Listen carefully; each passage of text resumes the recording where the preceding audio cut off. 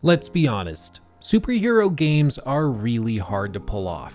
Many studios have attempted it, but only a select few have stood out as genuine quality experiences worth most people's time. I think this is often a result of conflicted goals. Executives and writers think that most people enjoy superhero flicks because of the large set pieces, action sequences, scantily clad women, or some combination thereof.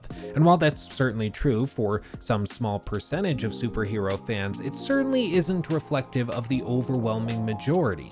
Most superhero fans enjoy the stories because they scratch the same itch that the old myths and legends satisfied for our ancestors. Where they used to tell stories of Thor, Zeus, or Osiris, we now tell stories of Captain America, Iron Man, and Superman. The stories are meant to explore human emotions and conflicts on a more dramatic scale, and in that pursuit they are very successful. But even this can be misconstrued, because not all superheroes are made to fulfill the same purpose. Some are much more dramatic and magnanimous, others might exist purely for comedic effect, and a select few may exist to provide commentary on just how overly dramatic broader superhero culture is. In effect, offering viewers a much more relatable hero that they can follow as they explore the galaxy and interact with these larger-than-life personalities. All of this is very hard to sift through, and I think often management will only understand which of these archetypes applies to a given superhero if they understand their character and the appeal that they have to the audience. Inevitably, when studio executives are trying to decide what to turn into the next big video game, they often choose the most widely recognized characters. They decide to put them into an engine that's flashy and allows for a lot of big explosions, and thinking that they've done all they need to do, they then slap a bunch of microtransactions on top and call it a day, only to act utterly surprised when the reaction to the game's release is negative. But every once in a while, a game will come along that surprises players. It seems as though it's just another cash grab, but it manages to pull out a player experience that's memorable, charming, and even genuinely fun. And today we are talking about one such game, one that totally surpassed all of my expectations, and that, without a doubt, is one of the best games that's released this year. And I truly mean that. We're talking about Marvel's Guardians of the Galaxy. In this video, we're going to go through everything the game does well and discuss why it's so exceptional. Be warned that I will be covering pretty much everything in this title, so if you're adverse to spoilers, consider yourself warned. If you're looking for my quick and dirty recommendation, I would say without a doubt you should play this game. If you have any interest at all in the style, the subject matter, or even if you're just bored and looking for something to play this weekend, give this game a shot. I really think you'll enjoy it. As always, like the video and subscribe if you enjoy it. We're gonna jump into it. But first, a quick thank you to the sponsor of this video, NordVPN. NordVPN is the virtual private network provider that offers one of the easiest to use solutions for safe web browsing on the market today. They have over 5,100 servers in 60 countries, and with their high quality server infrastructure, you can watch videos, browse the web, and do whatever else you need to while retaining anonymity and security. Their service is easy to use, extremely robust, and they empower you to browse the web securely and safely with complete peace of mind. Check them out today at nordvpn.com/lukestephens, and make sure to use promo code lukestephens at checkout to save 73% off of a 2-year plan and get an additional month absolutely for free. Going into the release of this game, I was highly skeptical, as were most people, I think. It's not to say that these types of games can never be good, but it is to say that 99% of the time they're awful. I mean, the last time we had a major release like this, pitched much in the same way, was with Marvel's Avengers, a title which was forgotten just as quickly as it released. That game was bland, boring, and a blatant cash grab. So, when most of us pessimistic gamers saw that they had licensed another game in the Guardians of the Galaxy franchise, we were highly skeptical. And I think the game's publisher knew this as well, which is why there wasn't an overwhelming marketing campaign on the scale of the Avengers title. It's like they had learned last time that over-advertising a game like this can actually do more harm than good. And I absolutely understand that hesitance to market this game, but it really hurts your chances at the game finding overwhelming success if it happens to be good. It's almost like they were betting that the game would be mediocre, and so they were trying very hard not to overpromise, which is good. They learned from last time. And I also grant you that I don't have a lot of data to support this point that they didn't advertise it as heavily, because the only data I have are some Google Trends data that shows the extreme delta between these two games at the peak of their launch and the amount of interest on Google that people had for them, assuming of course that this interest is primarily driven by advertising campaigns and word of mouth driven by those advertising campaigns. But that being said, the game launched seemingly out of nowhere for most people. I saw it pop up on my Steam recommendation list, so I decided to give it a try. After all, this is sort of my job. I had seen some of the trailers back around E3, and at that time I thought it looked pretty interesting, though I wasn't sold on the combat or how well the game would actually be written, something that's incredibly important in a title about a group of superheroes working together to save the galaxy, constantly bantering back and forth. To put it simply, I went into the game with an open mind, but expecting very little, and boy was I surprised. Marvel's Guardians of the Galaxy is comprised of a few basic elements. There's exploration of the levels, engagement with the main story through conversations with characters and interaction with lore items in the world, and the staple gameplay mechanisms such as combat and dialogue choices, which alter the path you take somewhat. Each of these are accomplished fantastically well and realized in a creative way.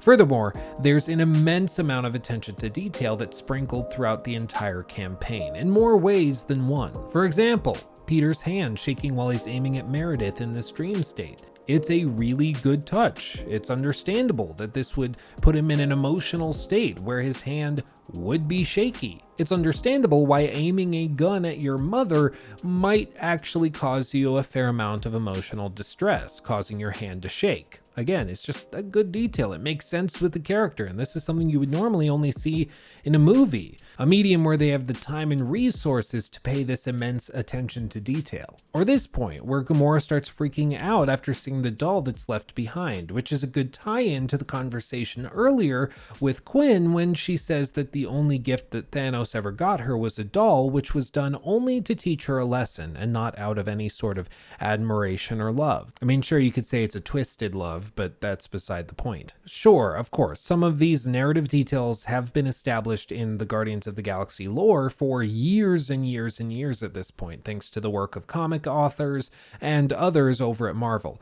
But it is important to note that those details are carefully executed here as well. This wasn't a rushed job of creating a basic action game with popular characters slapped on. Rather, it was a project built from the ground up around these characters and the things that make them so unique and lovable. Their stories, motivations, and even something as detailed as the trembling of their hands have all been realized with a care and devotion to the source material that can only be described as obsessive.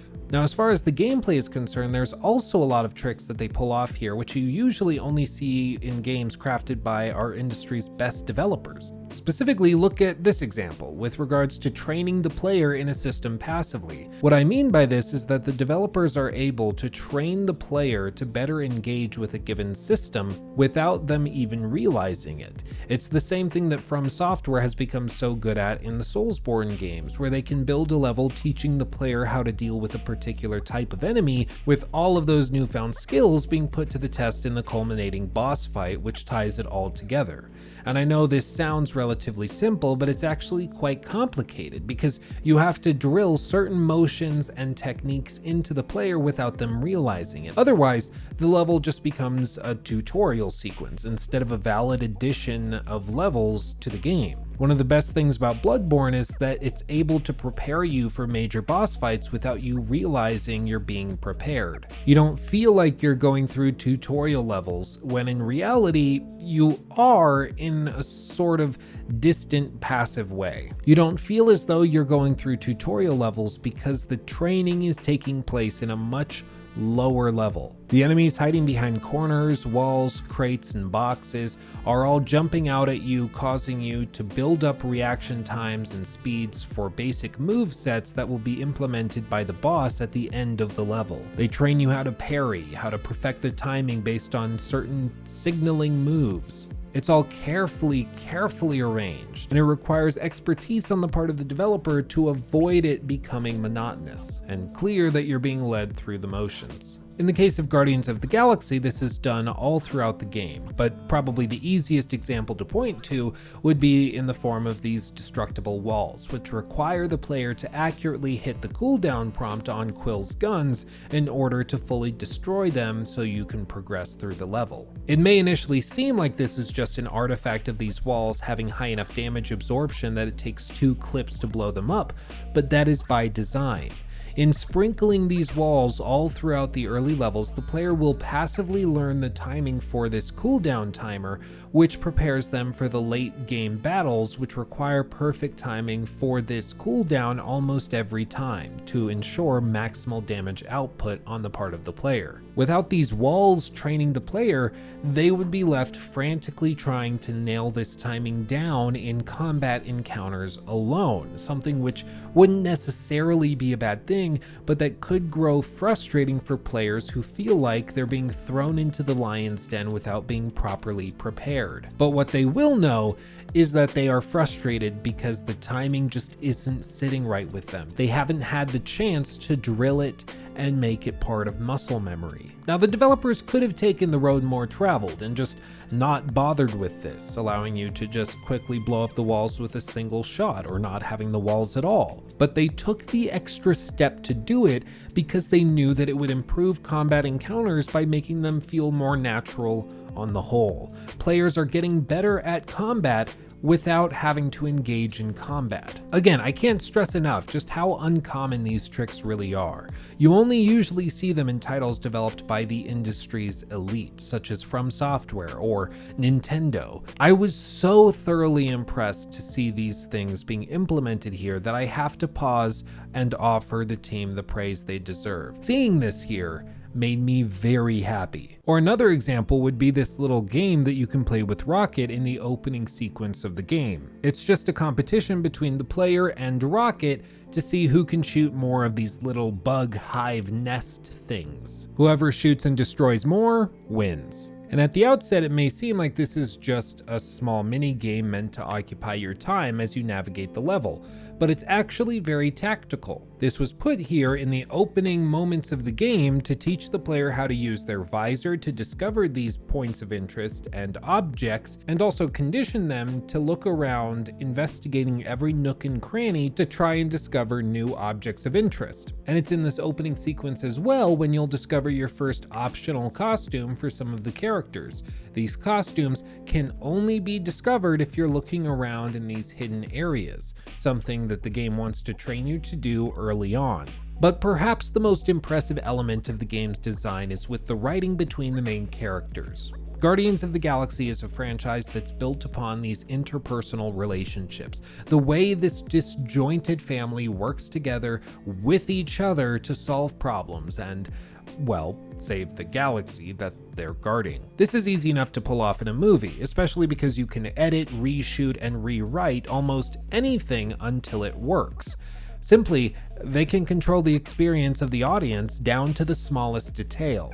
But in a video game, it's much more difficult. Some players may not be paying attention to dialogue when you're exploring levels, others may be skipping through the dialogue, some may only be watching cutscenes, some may be listening to the dialogue while exploring levels but skipping the cutscenes, others will listen to all of it very intently, and I'm sure there's many other combinations that I haven't mentioned. The writing staff doesn't know which of these categories their audience is going to fit into, and we could say, of course, that they should just write assuming everybody will pay perfect attention, but I think that's a recipe for disaster, especially after listening to several of the keynote speeches at the game's developer conference on this very topic. Don't worry, I'll have a few of them linked below in the description box if you're interested and want to hear actual video game writers talk about the struggle they have with not knowing what their audience is going to be doing at any given moment. The general consensus, though, seems to be that it's incredibly difficult to write for video games because of these varying degrees of attention that players will pay. It's a tightrope that you're walking. And I guess the point of all of this is simply to say that it's really freaking hard to write dialogue and stories for video games. And that doesn't even take into consideration situations when games have companions that want to talk to the player character but can only do so in certain situations. To make these characters feel alive, they have to respond to the actions of the player, commenting on things they're doing and offering unique and genuine insight into the world, making them valuable additions to your party. They also need to be personable a lot of the time, charismatic, and if there's humor involved, their timing needs to be extremely precise. If the punchline to a joke doesn't play out at exactly the right moment, it'll come off as cringy and awkward instead of witty. And that makes what's been achieved here all the more impressive. Rocket, Drax, Gamora, Peter, and Groot all bicker and banter back and forth in conversations that feel so genuine you can't help but feel as though you're tagging along on a journey between a group of true friends. These characters are funny, they care about each other, and they even comment on tiny little things that the player might do, making them feel all the more alive and real. For example, I used my visor to check a terminal in this big room in the Nova Corps ship, and Rocket actually got upset with me because he thought I used my visor to make sure he wasn't lying about what he was doing. And this moment made their relationship feel so much more real and made Rocket seem like he was a character who was real and actually responding to my actions. Or this moment, which has stuck in my memory since I finished the game, where Rocket has a confession to make to Quill. I'll just let it play, but just a warning, it's a bit of a roller coaster. I really need to talk to you. All right, man, what's up? Look, there's no easy way to say this, so I'll just say it. I think I'm dying, Quill. Even with all these frickin' augmentations and shut knows what else, I need to know that you'll take care of Groot for me. I had no idea, man. Does Groot know? No. And, you can't tell him. It'll destroy him. If the day comes that just promise me you'll take care of Groot. I promise. And, Are you? And that, Are you messing with me? Say you'll bury me in the Milano. Oh, I can't believe your face. It was like, I can't even describe your freaking face. Genuinely, setting aside all of the bloat and fluff of YouTube commentary videos and the asinine tendencies of YouTubers to hop on hype trains and hate trains when convenient, speaking from the heart, this game offered one of the most fantastically personal and engaging stories I've had the pleasure of experiencing in recent memory. It's not to say that other games haven't had interesting narratives, but it is to say that very rarely do we see a game come along that can present so many characters in such a believable way, that's so engrossing and sympathetic. Are there issues with the game though? Or is it utterly perfect? After all, the only thing I've done so far in this video is compliment it incessantly. To which I would reply, of course there are issues. The combat can grow repetitive by the end of the story. It also falls victim to some of the particle effect fetishism that's a mainstay of many Japanese-inspired titles, where the screen fills up with so many effects and post-processing things that it can become increasingly difficult to determine what the hell is actually going on at any given moment. And towards the end of the game, the team seems to have run out of ideas for huge set pieces, save for a few extraordinary exceptions that I won't show here in case you give the game a chance and play through it yourself. But if you've seen the end of the game, you probably know what I'm talking about. Instead, they chose to use many countless arenas stitched together by hallways to pad out gameplay time, especially in the second act of the game. But, in my view, these sins pale in comparison to the accomplishments that we have here. It's like we're discussing a Wagyu steak. Wagyu? I think it's Wagyu. I'm going with Wagyu. Wagyu. It's a phenomenal cut of meat. fantastic marbling, and unmatched in its tenderness, but it has a little bit of fat around the edges that needs to be trimmed off. As a result, it may not be the perfect steak since it needs a little bit of refinement, but it's still absolutely fantastic. And if you're wondering whether or not this analogy is the best one I could have gone with to make this point, I would probably agree with you. I honestly shouldn't have written this script while so very hungry. But in conclusion, Marvel's Guardians of the Galaxy is one of the most surprising games of this year. I can't praise it enough. Honestly, what they've managed to pull off here is very impressive. The writing, the characters, the graphics, the combat systems, all of it is fantastically well executed and has me salivating for more. I don't know if they'll get a chance to make a sequel, turning all of these knobs up to 11, but I sincerely hope they get the chance. This game is fantastic, and you should absolutely play it.